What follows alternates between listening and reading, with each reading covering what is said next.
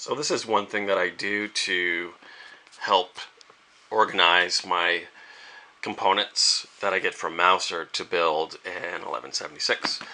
And what I do after I get the parts is separate them into three categories. I separate them into all the resistors, so a big old resistor pile, including trimmer resistors, anything that's a resistor basically, except for pots. If I get any, but I don't this time around. And so do resistors and anything that is a capacitor or not a resistor, basically. Caps, diodes, transistors, and whatnot are in this bucket. And then this is everything else, like connector pieces, fuses, you know, different bits and pieces that have nothing to do with either resistors or caps. And the next step is to label everything, and I have a really easy way to do that. And this is kind of the essential part. Now that you have them separated, I'm going to go through and I'm going to check every single one of these things. Let's see if I can see that. Yeah, that's 10K resistor. And I'm going to label each one of these things. I'll show you that in a second.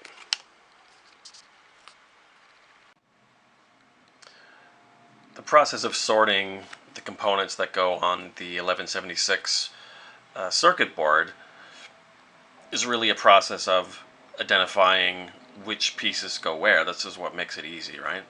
So MNATS and Hairball made it really easy because they've broken out the circuit board according to different sections. For instance, the signal preamp, the signal line amp, of course the power supply, the gain reduction control amp, and the gain reduction meter driver. So there's basically 5 sections on the main PCB for all the components that need to go on there. Of course, there's the meter board, the ratio board, and some resistors and caps on the attack and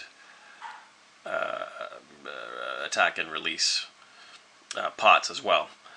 Anyway, so now that we know we have these sections, what I did was I took a Excel spreadsheet, which I will attach in the comments, which you basically cannot see here due to the way the video is working, but I basically filter.